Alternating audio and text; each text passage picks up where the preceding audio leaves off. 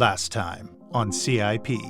Just because my pants started falling down. I decided to get, I think, 2 or 3 chili dogs. It's just that I can't think. My system was like, we got reserves, we're okay. I just fell over on the ground. I just passed out. Tonight's guest is Morgan Jones, a Dungeons & Dragons enthusiast and all-around nerd. Well, I mean, it's called Monument Avenue, so it can't be, you'd expect it to have some kind of... Oh yeah, no, I heard my name in the background. I was like, me. Oh yeah. Speaking of status. I went and like for the houses, like I went and I took pictures of the house for him. And then he like takes them and converts them into digital files and converts them into like art on these like digital files. And then he hand cuts stencils with an X-Acto knife. Oh wow. God. Wow. He does multiple layers. So each layer is a different parts are cut out. It's wild. His process, it takes hours and hours and like hundreds of hours. Jesus Christ. Super. I feel lazier the more I hear about it. But it sounds awesome though. Also, while he does all this stuff, he does things like he just like built a shed, and he's like the most motivated person I've ever met in my life. I love it. And thank him again for curing COVID. I'm sure he did that in his spare time too. Yeah, he's working on it. Speaking of curing COVID, there is no transition. Smash cut. There is the worst segue that went award. A weird way, place. For me, that went a weird way for me, which is actually impressive. But thank you so much, Morgan, for coming back to join us for the show. You look extremely clean. I love your hair. Nate, I love your face. Ari, I just love you. I can't quite see you, but I love you. Oh, thank you. Thank you very much. Of course. I love you too, buddy. Oh, besties. So, I will be honest. I rewatched our episode from last week because I actually really liked the story we did. I just enjoyed it so much. And we've talked about the episode, so we feel pretty caught up. So this is part 2 or Act 2 and Act 3 of Morgan's story. We don't really have a title necessarily just yet. We can figure one out. Morgenstern. We'll call it Morgenstern. Morgenstern. That's someone's name. I know. Maybe it's the name of the town. Maybe we don't go with Hanksville. We although I do like Morgenstern. Hanksville. I like Hanksville. We can go either way. I'm cool. I would do Hanksville. I don't want my name in it. Okay. So we'll say Hanksville for now, and we'll leave it Morgenstern as the working title, like Blue Harvest for Star Wars. Morgenstern. I want to write like some weird like Cloverfield, like a horror story. Yeah.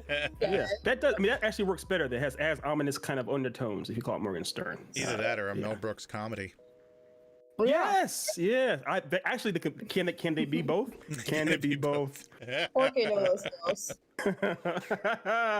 All right. So as we're getting back into Act 2, where we last left off, more or less, was the lawman, aka Dwayne Roxon, kind of Hobbs from Hobbs and Shaw, rolled into town, and Yule had engaged in some gambling combat with him, and the lawman was, because he is a god of law, essentially, wasn't drawn into her temptress abilities and was able to still beat her in a gambling game. And then he inquired to her about the god of chaos. We were calling him like the kind of a James Bond-esque Daniel Craig type of guy.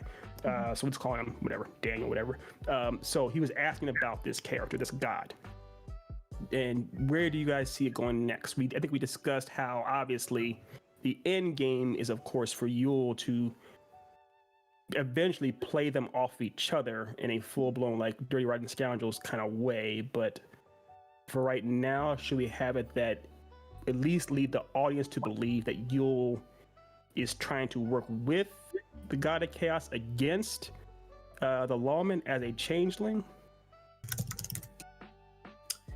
Yeah, I guess. Yeah, I mean, well, she's working against both of them, right? At the same time. But she is ultimately doing that. But from the point of view of the audience, do you want to have it, because we're still, as we're plotting along, do you want to have it to seem like she's working with? So yeah, it would have to seem like she's working with the Chaos God, right? Okay, yeah. Okay. All right. Yeah. So I guess she would go back after she met up with this lawman. She would go back to the law. I'm sorry, actually the god of law. She would go back to the god of chaos and tell him, what had happened, who she encountered essentially. This might be a good place for a little exposition, a little bit more divulging as far as to what our god of chaos actually is. Because at this point, the audience and Yule officially do not know, or technically do not know what he is. So it could. So this would be a chance for like his character to come out. Essentially, it seems fitting. Yeah, well, I think we had discussed last week where it is revealed to Yulin that the god of chaos is the god of chaos, and she's like, fuck you say? And then she goes back to him and she's like, okay, so you're this god that I've been worshiping for, big old long time, and you don't have the decency to tell me, whatever. Like, we can go either way. So you're saying that the god of law is the one that tells her who Daniel is, that Daniel is a god of, Yeah, I think that should be the full reveal. But then we have, I think, that we want to be careful, but I do think that this story is lending itself to a lot of, you thought she didn't know, but she actually knew, but she pretended she didn't know that she knew that you knew that she knew. Like there's going to be that happening, so we need to be careful about how much of that is happening. But I do think that needs to happen for this story to work, on a certain level. I agree. I think it's organic. If we have it that, like you said, that the god of law reveals it to her, strongly implies that he's, a god of chaos or whatever it is he actually says. Her taking it in is pretty much the same way the audience would too. The audience would hear it from her point of view, essentially. So it has to happen. And that's a good way for it to happen. And then she can go back to the god of chaos angry, essentially. She can go back like confronting him, as opposed to just an exposition dump or what have you. It's actual angry exposition where you actually have it it's confrontational, which plays a lot better. So if we had it that way, that pretty much she's like, you were this all this time, you didn't tell me, you lied about this, and he's pretty much like, well, you were this too, you were changed and you didn't tell me. They're both kind of confronting each other on that type of stuff. And as we established last time too, with Morgan said that her character Yule in her D&D has is mistletoe, right? Is it mistletoe or holly? It's mistletoe. So that charm that she has, it's in her hair, has kept this god of chaos from being able to recognize who she actually is as well. And he's upset because he doesn't, on some level, he can't get a full read on who she actually is. So the two of them have, like any couple, once you get more invested in each other, you're going to have secrets come out and you get upset about certain things that you find out about each other. So that's kind of where they are in this moment. But it still seems very much like they're on the same side. And of course, after this they can have a whole, fight and then make up with each other. Then it becomes that much more, they can become that much more united, and they can be pretty clear, like, the god of chaos is like, okay, let's work together to try and get this guy out of our town, because obviously Yule wants chaos. Yule likes chaos, and she feeds off that herself. So the two of them team up to try and they try to work up a plan, essentially, to try and get the god of law out of their town.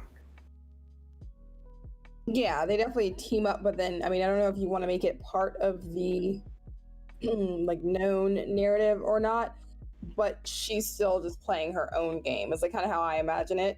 Yes, that's very much the case. Yeah, it's 100% the case. It's just a matter of how much the audience knows about what Yule is doing. So we're trying to, at least, because we said Kaiser Sose-esque, the audience doesn't know that she's known all along. She's deliberately trying to play the two of them against each other, all of her machinations behind the scenes. Yeah. Okay. All right. There we go. Okay. So sorry. I guess I was on mute. I think I think it should be that there's a question through the whole movie or story that, which side is she on? Is she, is she playing because I think there's going to be an element of her coming back and then them deciding, okay, let's work together. Okay, let's pretend like you pretend that you're going to work with him so that way you can thwart him, whatever. And so there becomes a question of, okay, is she double crossing the Chaos God, or is she like, what is she doing? Where is this? And you're trying to decide which side she's on, and then at the end you find out she's on her own side. Yeah, I agree. Her personality and her character still should seem a little you know, she is what I think what you said, Morgan, in D&D. She is a neutral, chaotic neutral, right? So Yeah. she shouldn't seem like she's ever completely one way or the other. She should see from the outside looking in, she still seems kind of not entirely sure you should trust her. And there are times when you think, oh, okay, we can trust her a little bit more. And times you want to trust her a little bit less. But ultimately, the story proceeds where it seems like her and the God of Chaos are working together. Yeah. Yeah. Okay. All right. So I guess one thing we actually established, she's a changeling. So one thing, I'm trying to think of a strategy that a changeling could use to trick a god of law. And again, she does have. Go ahead, Morgan. Oh, I was gonna say the trickery. I'm sorry, I just like spit a little bit. The trickery comes in a bit with like that mistletoe. So we said that it's like something that she has that's protecting her from detection. So she's able to almost effortlessly trick gods, Yes. which she shouldn't be able to do. But So to prevent the mistletoe acting as kind of like too easy, Deus ex machina type of a thing, what if the mistletoe itself is like a symbol of law in some way? So the fact that she has this like talisman that is a law talisman that prevents the chaos god from seeing through her, because it's like a center, or it's like a nexus for I don't know, just something that ties it in a little bit better. But I don't know how we would explain that. well, maybe the mistletoe could have. So we could say that she's just had this mistletoe since birth, right? Right. I think we talked about that last time. Yeah, so that she's always supposed to have had it on her, and it could be like completely unbeknownst to her that this mistletoe was a totem or gift from a more lawful god to her So parents or anything like she knows that it hides her from the god of chaos or any other demigods or gods, whatever, but she doesn't know that it came via the god of law. Yeah, and so maybe that makes her stand out to the lawful god a little more, and then also in the same vein would make her more trustworthy to him. Yeah, 100%. 100%. It's like her having a badge on her in front of an undercover cop or something. Yeah. Yeah. And he's like, where'd you get that? I see you've been blessed by me or something a little bit. Yeah. I mean, literally, if he's a guy, if that's his actual, you know, arms. Is this going to be the harbinger? Say it's his like secret. Say it's his like secret calling card. Yeah. So okay, good point. So, but both of you said, Nate, you mentioned the harbinger. Yeah. If we keep it that he's not exactly the quote unquote god of law on Mount Olympus, but is a harbinger of that being, we can then have it that the actual god of law, this is his actual official thing. That way, the harbinger himself didn't do this, didn't give it to her, but if he sees it, he recognizes that it is, or acknowledges that it could be, that she's a friendly. Yeah, he can recognize it as a calling card. As a calling. Yeah. So this isn't a god versus god. It's more or less a messenger of a god versus a god. And I also think that would give a good excuse that he would recognize the totem, recognize it's from, his boss, but he is unaware that part of its power is being able to conceal her from him. So he's in terms of trickery, and I think that also gives a interesting way for us to have her trick him, because since he is a harbinger of the god of law, he thinks he can't be tricked because he is connected to this god of law. So she can. So he's like almost like a trusting, like, do whatever you want because you can't trick me, because that's all part of the package. He's the Boy Scout. He's the Boy Scout. Yeah. I like that a lot, because it does ultimately, as we established, Yule is but 3 or 4 steps ahead of the entire story, especially the guys in it. It does make it a little more believable that she's able to fully harbinger than 2 gods at once, and one's a god of law.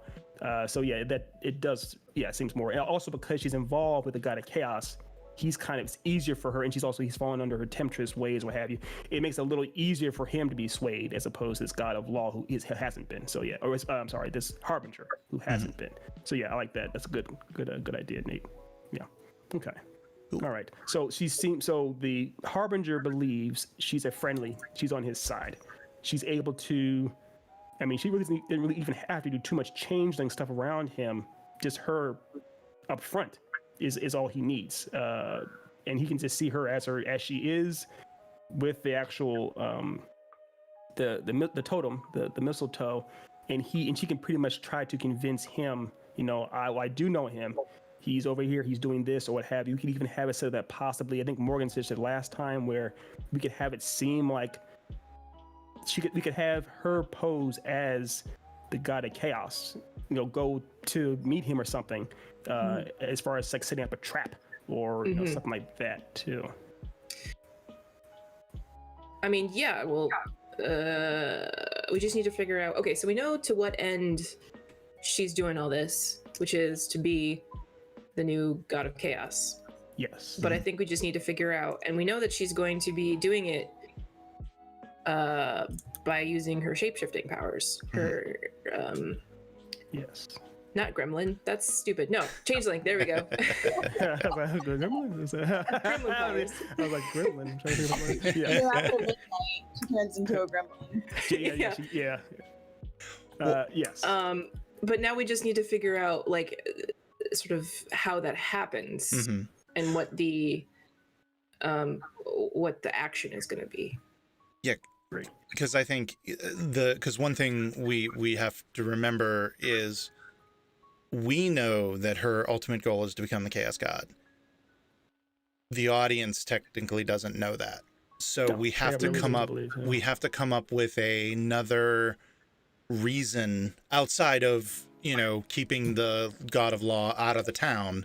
We need to come up with a reason that her and the Chaos God, it could just be keeping the Chaos God or the law God out of this town, but but what's the action? Well, I feel like the reason could be kind of if we portray her as a chaos for the fuck of it kind of person, then the reason could just be, I want to keep things the way they are here, which is in flux all the time, which is good for me because I enjoy it. I think that's in and of itself, that is her motivation. I mean, if you're a person of chaos, that's what you want. You don't necessarily want any bigger aspirations. The chaos is aspiration. You're not going to want rules at all. Yeah, that's. Well, I guess depending on your brand of chaotic, but yeah, it's not malicious. The idea is neutral. Yeah, for the most part, it's either like anarchy or rules. So one thing that did occur to me is we're calling her a changeling in one sense, but there's another sense where a changeling too could be. I'm guessing the harbinger. Again, the harbinger isn't the actual god. This harbinger may not even know what the actual god of chaos looks like, and if he doesn't, she could easily change herself, her appearance, and to look like somebody else essentially. And she could simply say, "Hey, I'm Daniel. This is me over here." And essentially, the actual god of chaos himself could also be like, could serve into that. Could actually be kind of like, oh yes, he could actually pretend like, oh, I'm serving you, god of chaos. Yes, of course, you're the god. Because I think, Nate, you said last time the idea was, you have an idea? Or? Yeah, I do, because we talked last time about how worship basically... It's the worship. That's where the power comes from. Oh, his right. worship. So if he's fake doing it, he's really actually doing actually it, still which doing it. would Also, just empower her. Which is the point. And also, what's going to end up happening is everyone else, essentially, he'll help galvanize the entire town. Everyone will start doing is essentially recognizing her more or less as the actual god, and actually start praising her more or less. And as this is done, they are unaware that this is actually real. It's actually happening, essentially, because she is a demigod. It takes shape, and it could be down the road that essentially when the harbinger tries to basically arrest her or detain her or whatever it is, she could change again to a different shape, and the harbinger can't find her. We could have it that she rolls on the god of chaos, whatever it is. The idea is that once we get into place, that everyone is openly praising the Yule and saying all kinds of things to her. The power starts to shift because they're openly, and even the god himself is openly praising her instead of himself. the power is already starting to shift. Yeah, that's the whole game on some level right there.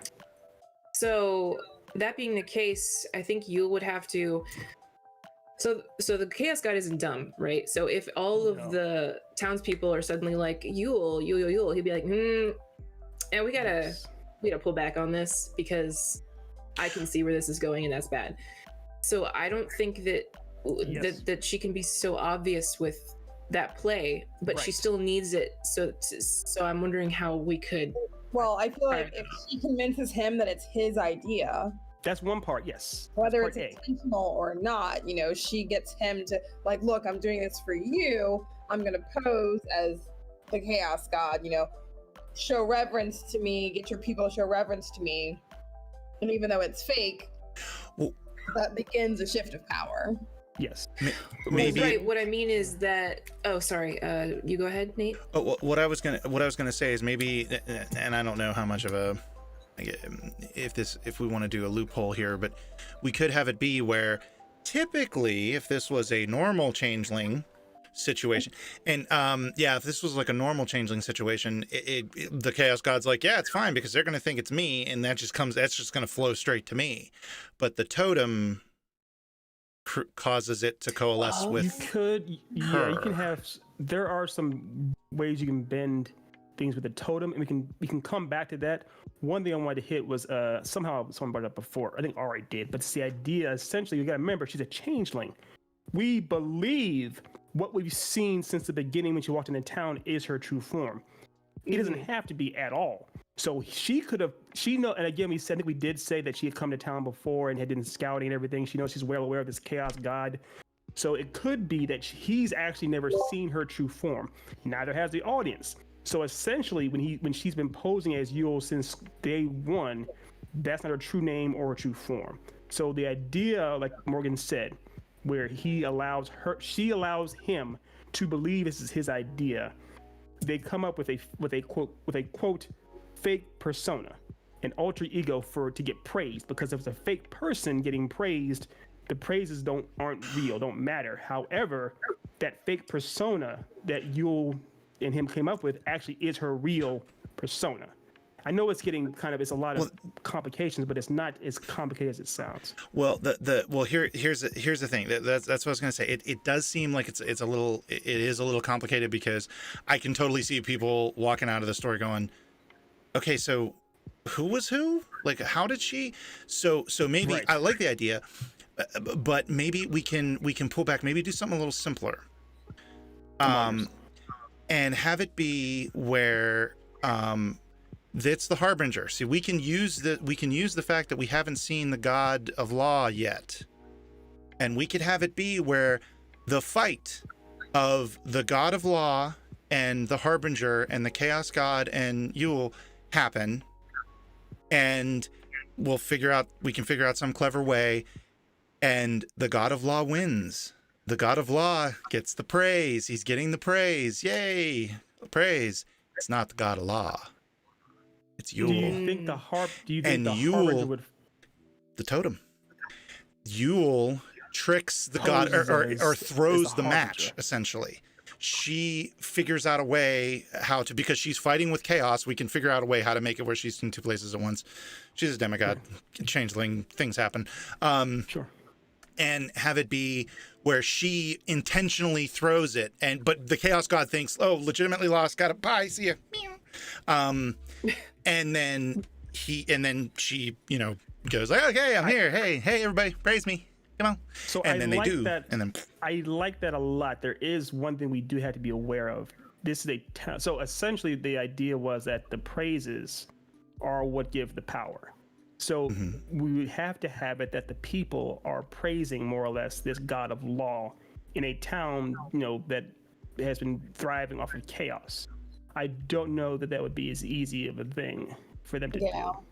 Yeah, I like that idea a lot. I like that idea. I think that it would work better if we hadn't already established the whole, like, this town is a chaos hotbed. It's Sodom and Gomorrah. Yeah, that's only... or we could make it work if if the people in the town are like craving law ever since the law god arrived, so they're suddenly drawn towards this need for order. Yes. And so what ends up happening is essentially we do see the Harbinger and the God of Chaos going at it a little bit here and there, but obviously the God of Chaos is still posing as a servant to Yule in disguise, and Yule can start posing as this guy that the God of Chaos is aware of. However, she can also pose as the actual God of Law, and so we can have her kicking it too. That when we see that once the God of Law shows up, essentially starts putting things into shape, and actually does, like you said, Nate, confronts the God of Chaos essentially right in front of the town. The town kind of may respond to it pretty well. The God of Law never actually showed up. He was never there. It was always the changing from the start. That's what you're saying. Yeah, that's what I mean. That can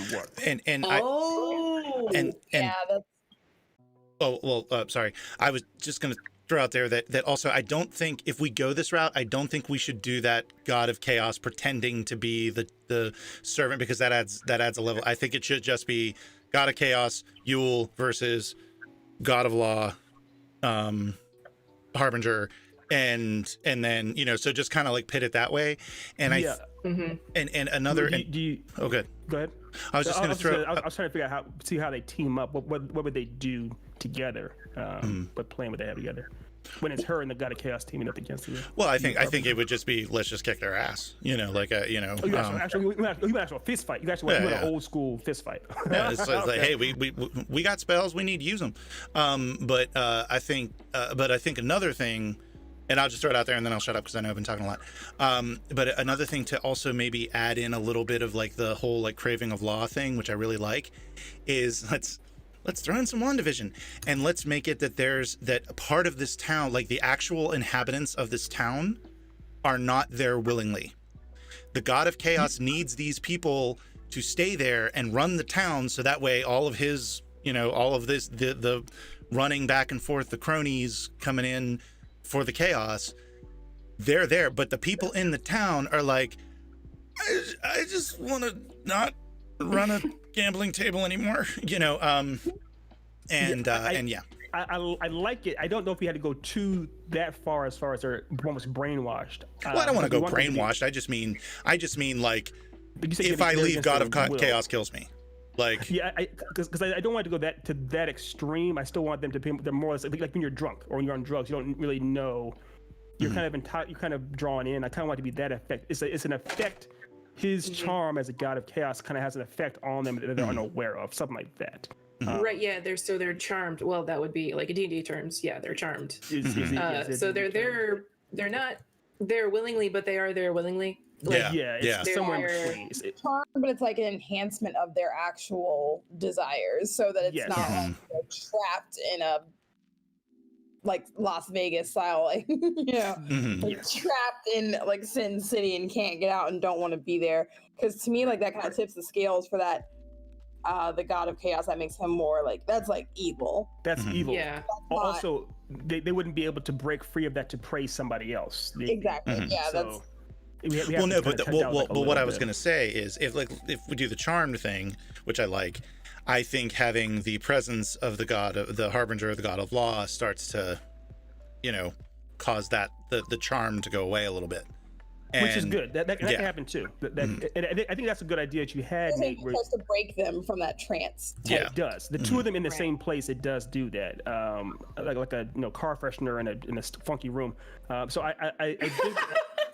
I think the idea, I like the idea you had two of them actually having, why not have a little action in there? Why not have it essentially where where Daniel's like, it's time for me to go full James Bond, and it's him versus, Hobbs from Hobbs and Shaw, and there's a bit of an action. You see God of Chaos versus a Harbinger of Law, how that actually unfolds. And you do see the kind of the minds, the haze breaking off with the charm of people and kind of seeing it essentially.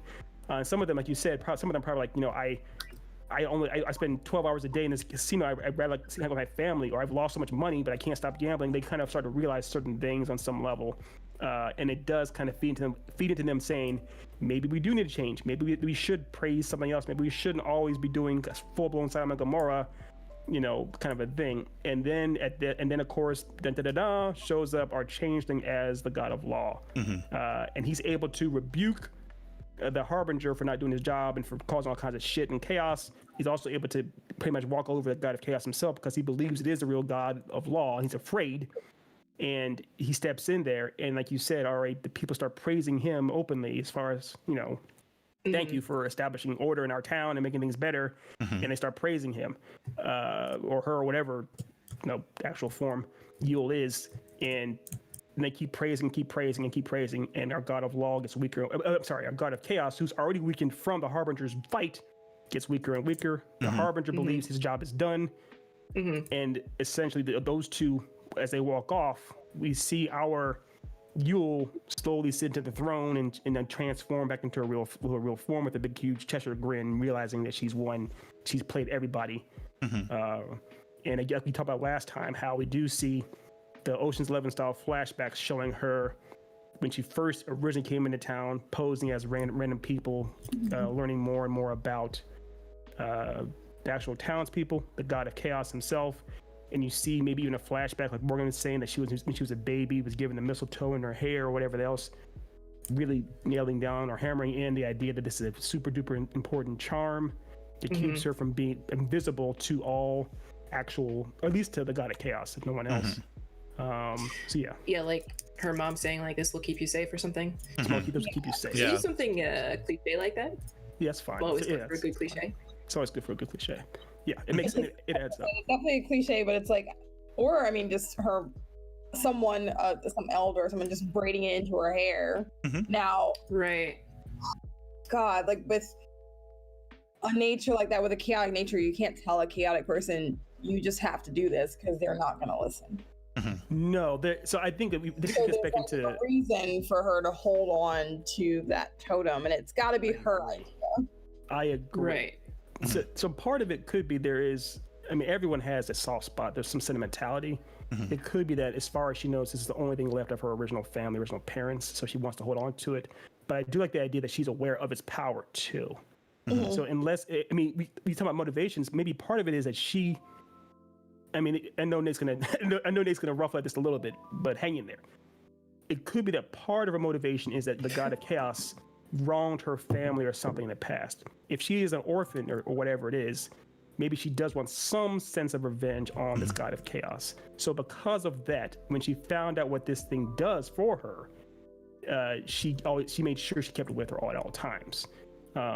She wants to be the god of chaos because she hates what the god of chaos did. Essentially, that's part of it. That would be a very interesting motivation. Yeah, contrary to Ethan's comment, I like that. I don't know why you made the comment. Because I know the reason I brought it because I know it complicates things further. It's like we don't want to get too what's funny is that I think I kind of like bristled at that. Not like it's a cool idea, but then I'm just sitting there and I'm like, well, me being who I am, I'm like, why can't you just do it for the fuck of it? Just kill him straight up. Yeah. That's it's down to you. It's your character. She could. Why can't you just be driven by pure hedonism? And this is just what I want. Like I'm just doing what I want. Yes. Well, there's one thing. There's one thing I do want to point out. Like, and I fully recognize that this is a chaotic neutral character, but from a storytelling perspective, there does need to be some consistency because, to be completely honest, chaos in a story gets tiring after a while. Like, and so I think having some through line, even if it's just very faint, can because really ultimately we want people to be endeared to this character, like the like, oh, this is like that, that friend of mine that just is, you never know what she's gonna do next, kind of thing, which is awesome. But the problem is that, like, I have a friend like that, and if I spend too much time with them, I get like, God damn, can't we just watch TV or something? After a while. Where with this, with adding just a little bit of consistency, I think we'll kind of create, like, I know it's against the nature of the character, but I hear you. I do hear you. I'm sorry. All right, go ahead. Well, we could have our cake and eat it too. So she has this driving force, like a backstory. It's not exactly a tragic backstory. She's just kind of like, all right, well, that happened. But then when all these events happened, she can just see an opportunity to do whatever the fuck she wants. And she already has this built-in motivation to kind of go with it. So maybe she's like, I wasn't going to do this, but then you showed up. So I did. Yeah. Yes. Yeah. It could be that she's, like you said, she's not too butthurt about her parents. She never really knew them necessarily, but she's like, well, now that it's opportunities here, well, fuck it. Let's go. Let's dance. Kind of. Yeah. Because I don't think a chaotic person would like be too angry about death and Not necessarily. shit happening, because it's sort of part and parcel of the whole deal. Yeah. But also a chaotic person could just want to do fun things and have more power. So Yeah, I do see that. I mean, people are fickle things anyways, so it's you're never going to know all the true psychology why a person does what they do, but on some level you can still enjoy it. I think so yes, I think her wanting to be essentially the new Hokage, the new big boss,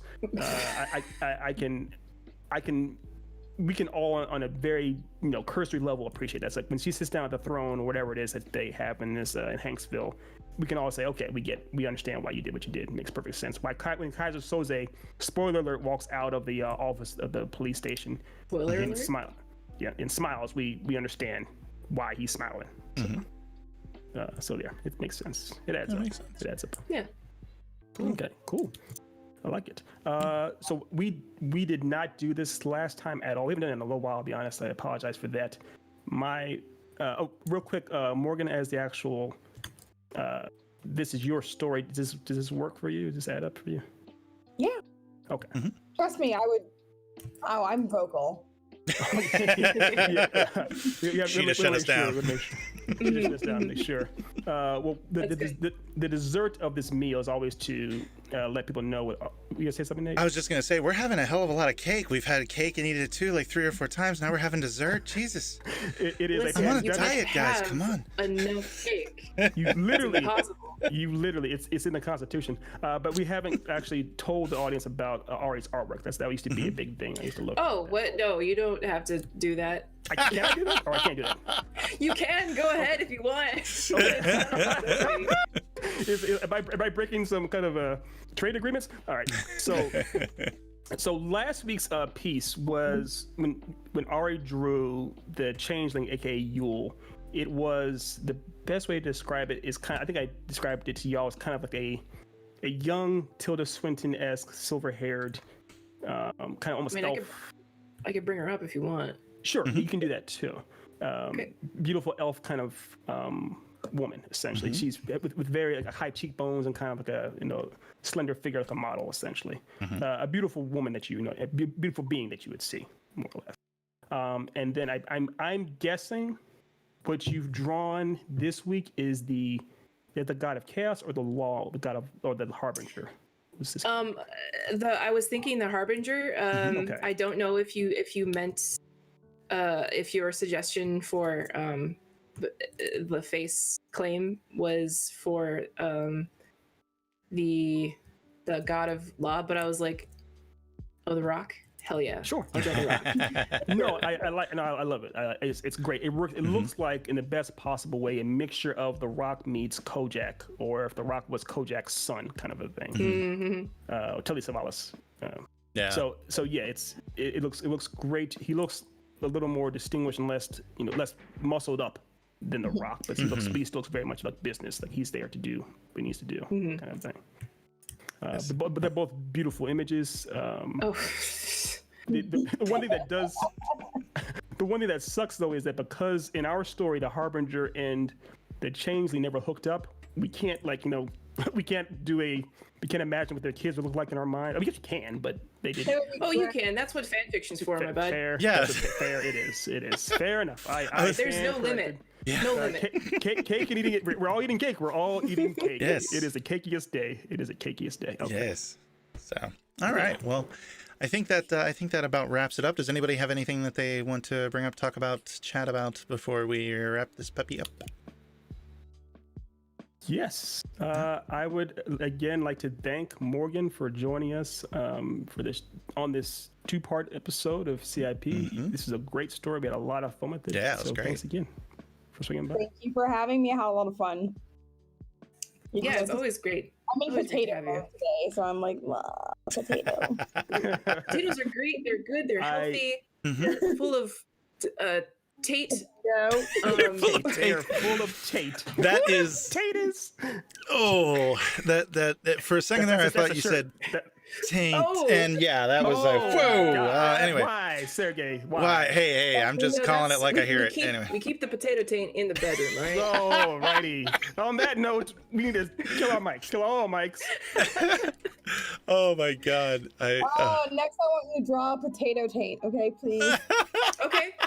I will. Oh, I can't do it on stream unless we're an adult stream. Or, I don't Yeah. know. we are We are labeled now. explicit, We are. but I will commission this. I will Venmo you whatever. yeah, you need. oh my we might get deplatformed. Consider but- it done. It shall be done.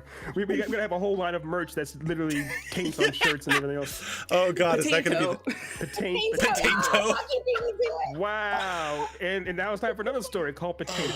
That's what it's called. The story is called Potato. I'm locking it in now. Potato. Potato. All right. Wow. Potato. How did we get here? I don't even remember. I will take all the blame and run very far away. No, I'll take the blame because I'm the one that asked if anybody had anything before we left, Yeah, it's your fault for asking us. Yeah. and How that we're led doing? us to potato. Okay. Jesus Christ. Here's All the right. problem. Ari's gonna draw this character for real. Yeah, It's- yeah. It's, I'm gonna draw it. It's gonna happen. I'll draw it It's off stream so that you can decide whether or not it's appropriate to show, but I'm going to draw it. it's inappropriate. There's no doubt about that. It may be awesome, but it's inappropriate. I'm unreasonably excited about this. So okay. All right, okay. All right. Well, This all happened. before we come up with another obscene character for Ari to draw, we probably should wrap this up. So thank you again, Morgan, for joining us. It was great having you, like Ethan said, and we will love to have you back at some point for another storytelling. And for those of you who are watching, thank you for watching. Also, be sure to check out our YouTube channel, Twitch channel, podcasts. If you go to www.thecipnetwork.com, we have a store with a bunch of Ethan's books, and we also have links to our merch store and the Echelon Graphic Novels merch store as well. So be sure to check those out. Thank you so much, everybody, for joining us, and I hope y'all have a wonderful day.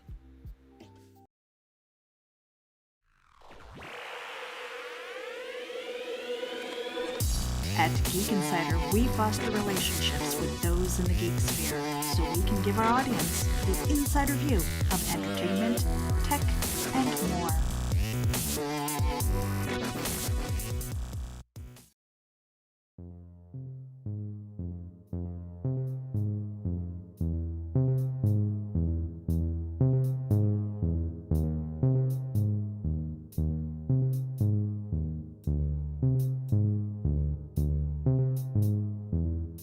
Once upon a time, our storytellers gather, bringing with them only a set of dice, a scroll of magical story elements,